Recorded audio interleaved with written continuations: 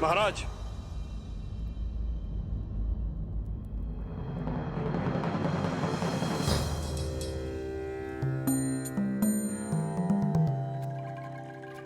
क्या राजानुज भरत के होते हुए आपका स्वयं जाना नीति संगत है?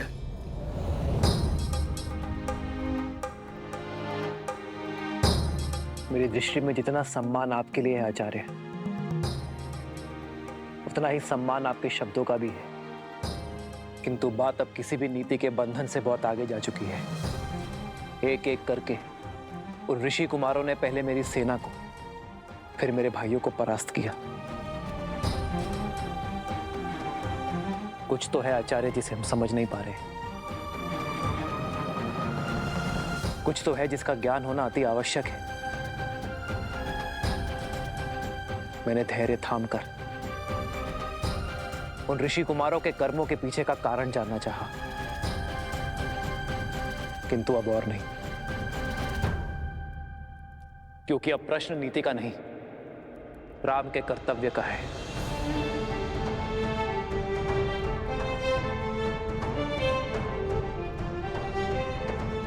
आज जब मेरे भाई मूर्छित पड़े हैं, तो आप चाहते हैं कि मैं हाथ पे हाथ धरे बैठा रहूं, किसी और अनिष्ट समाचार की प्रतीक्षा करूं? नहीं, अब मैं स्वयं इस समस्या का सामना करूंगा।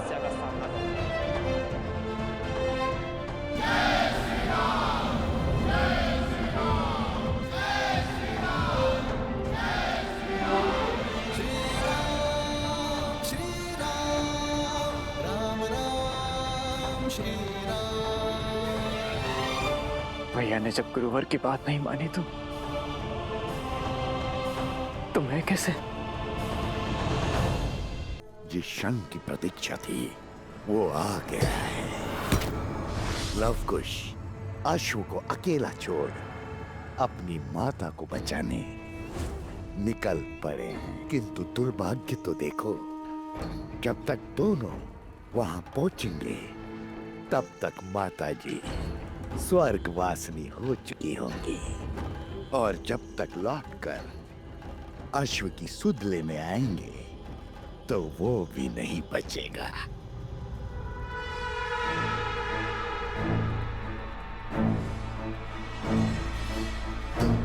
सीता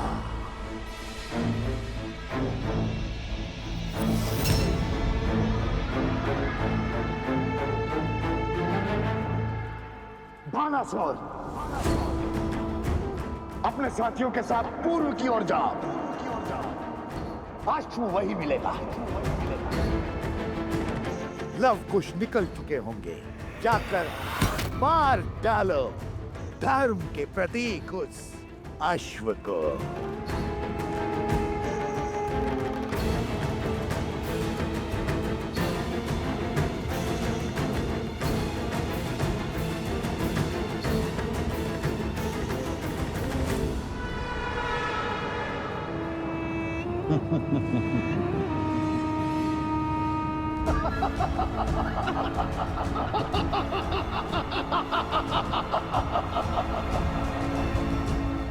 यहाँ तो कोई नहीं बचा तुम्हारी सहायता को। यहाँ कोई नहीं बचा तुम्हारी सहायता को। चलो अपने घर और अपने परिवार का पता बता दो। तुम्हारा सिर काट कर वही भिजवा दूंगा। तुम्हारा सिर काट कर वही भिजवा दूंगा।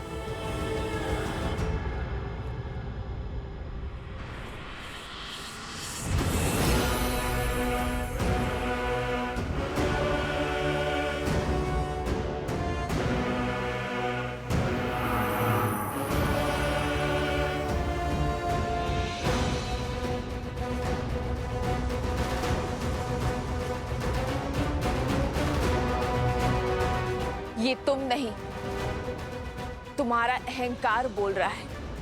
बल से मेरा शीश मेरे धड़ से तो गिरा दोगे, किंतु राम राज्य का आधार, राजा राम का विचार, स्त्रियों का सम्मान और स्त्रियों के समान अधिकार की जलती जोत कैसे बुझाओगे तुम? शांति का उदाहरण तुम ही तो बनोगी।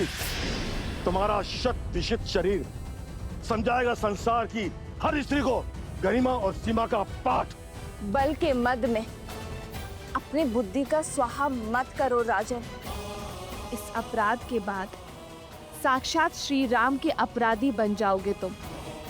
वो श्री राम जिन्होंने एक नारी के सम्मान के लिए लंका का अंत कर दिया था, लंकेश का अस्तित्व तक मिटा दिया था। उनके राज्य में एक स्त्री के प्रति अपराध करके बच नहीं पाओगे तुम। श्री राम प्रतिकार लेंगे तुमसे। बस तुझ नारी बहुत तर्क करती है। बस तुच्छ नारी, बहुत तर्क करती हो तुम।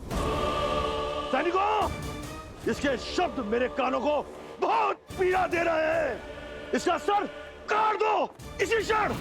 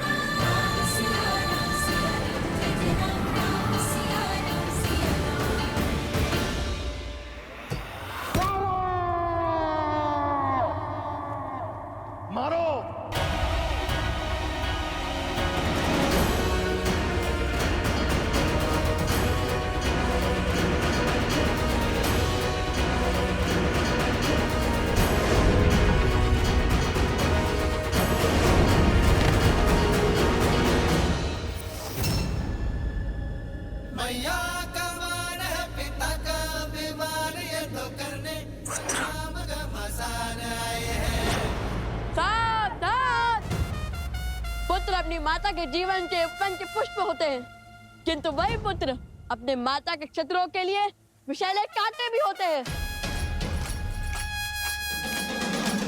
जिसने भी हमारी माता को क्षति पहुंचाने का दुस्साहस किया, वो हमारे दंड का भागीदार बनेगा। अब तुम्हारे पाप का प्रायश्चित अभी आरंभ होगा राजा धन्यमाली। हमारी माता को स्पर्श करने से पहले यम पाश तुम्हें स्पर्श करेगा।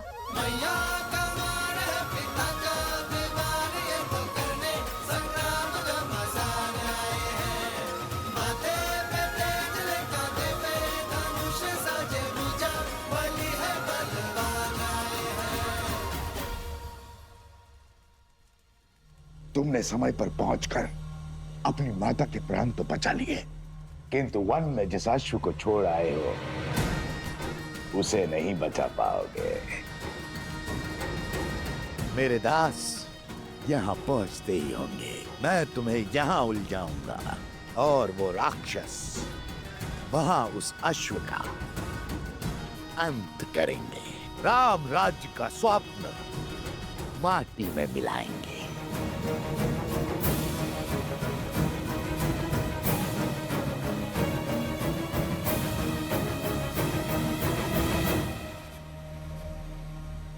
ये देखो, अश्व यहां खड़ा है,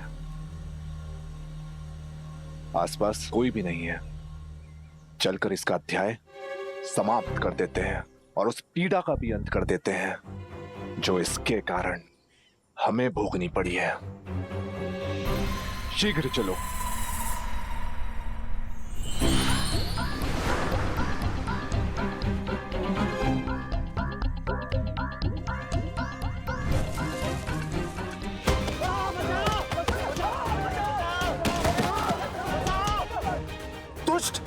कर रहे हो? अपने ही साथी को क्यों मार रहे हो? मैंने प्रहार नहीं किया, वृक्ष ने किया।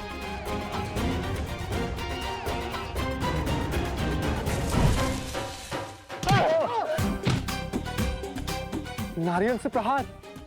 कौन होगा वहां?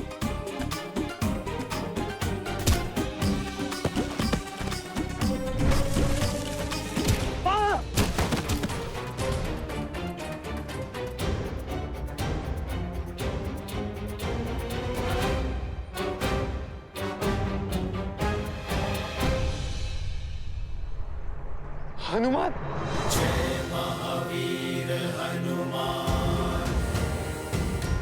अरे डरने की क्या आवश्यकता है? हम सब तो सैनिक के वेश में है ना।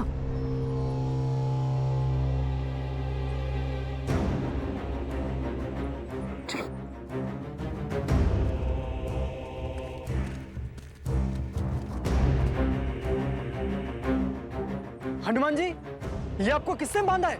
मेरी छोड़ो, अपनी बताओ, कैसे आना हुआ असुरों?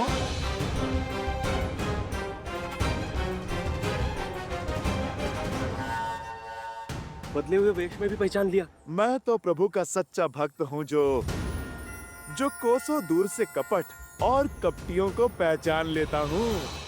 ये मूर्ख है हनुमान जी, इसे आपकी शक्ति का अंदेशा नहीं है। क्षमा कीजिए, हम जाते हैं। क्षमा? वैसे भी आज मैं तुम पर वार नहीं कर सकता। जिन्होंने मुझे यहाँ बांधा है, उन्होंने अश्व ले जाने वाले को रोकने का आदेश दिया है, उनसे लड़ने का नहीं। और मैं तो ये बंधन भी खोल नहीं सकता। तो जब तक वो लौट कर नहीं आते, आप मेरा आग्रह मानिए और बैठ जाइए। वो जब आएंगे तभी तुम्हारा न्याय होगा। यहाँ प्रभु भजन करोगे तो फिर हर पाप से मुक्ति पाओगे। तो आज आप प्रहार नहीं करेंगे हनुमान जी? बहुत बड़ी भूल कर दी हनुमान, ये सत्य बताकर। यह असुर ये सुंदर अवसर नहीं जाने देगा। हम अश्व ले जाएंगे। मेरा तो कार्य आपको समझाना था, जो मैं कर चुका हूँ। आगे तुम्हारी इच्छा। मनुष्य अपने कर्मों का फल स्वयं भुगतता है।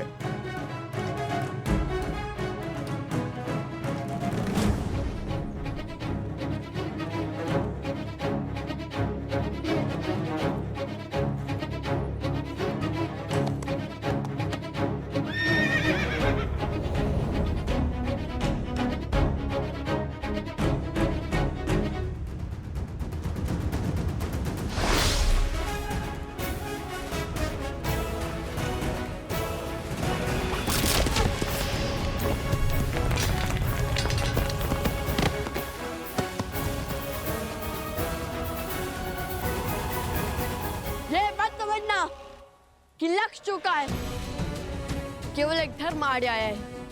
ऐसा धर्म जो अपने हर शत्रु को एक अंतिम अवसर देने की बात करता है। अब या तो हमारी माता से क्षमा मांगो या फिर अपने प्राणों की आहुति दो।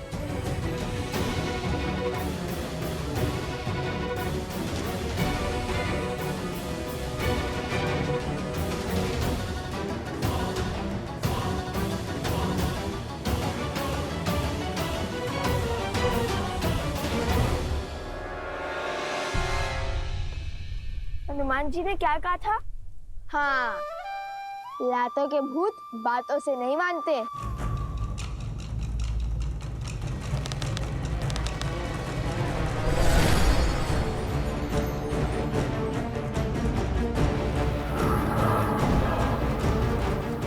माया,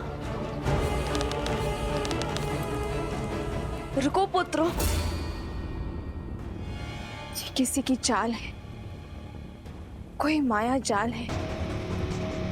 इनके विवेक पर कोई असुरी माया छा गई है। देखो,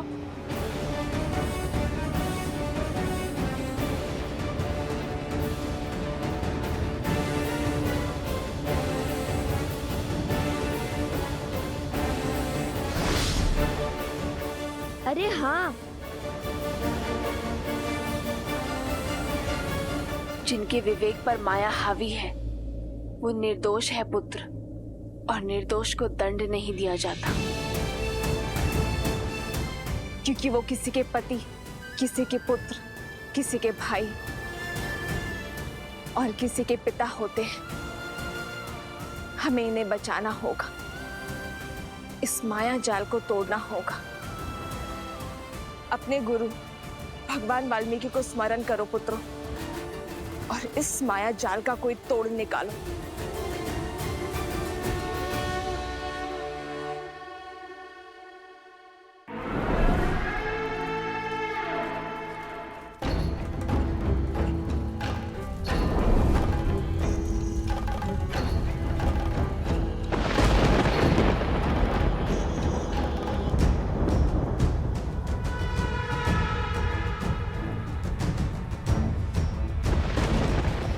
मेरी माया को पहचान अवश्य लिया है, किंतु प्रतिकार नहीं कर पाओगे। इस माया का तोड़ खोजने से पहले होगा मेरा प्रहार। मेरा प्रहार अब और तीव्र होगा, और होगा तो केवल विनाश, और इस विनाश का आरंभ होगा सीता के अंत से।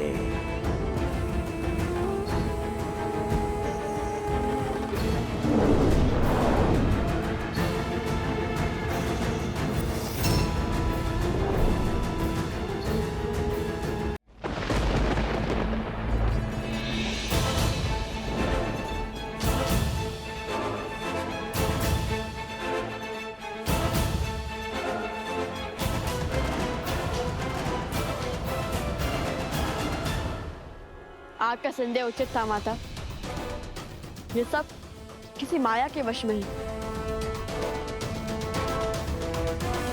हे माता, रक्षा करें, ये सब क्या हो रहा है? आक्रमण!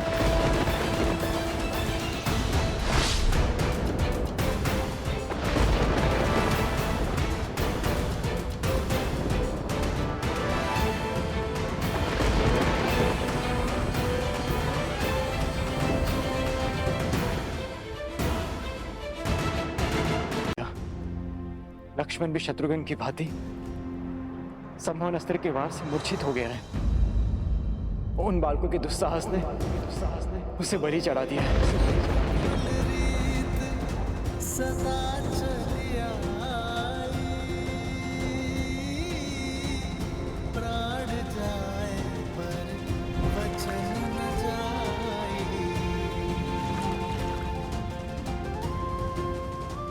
मेरे तो माता पिता बंधु से का सब कुछ आप ही है ना भैया। मैं आपके बिना कैसे रह पाऊंगा? मैं नहीं रह पाऊंगा भैया। आप मुझे आज्ञा दीजिए भैया, मैं उन दोनों ऋषि कुमारों को आपके समक्ष लेकर आऊंगा। उनके बल और अभिमान को चूर चूर करके। उनका इतना दुस्साहस, इन ऋषि कुमारों को दंड देना ही होगा।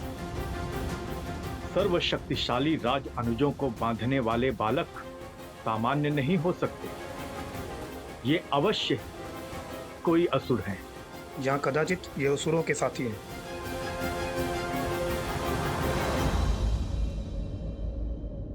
जिन्हें बालक समझकर बार बार अवसर दिया, आज उन्होंने उद्दंडता की हर सीमा लांघ दी। अब मैं स्वयं जाकर उन्हें उनके अपराध का दंड दूंगा। जय श्री राम।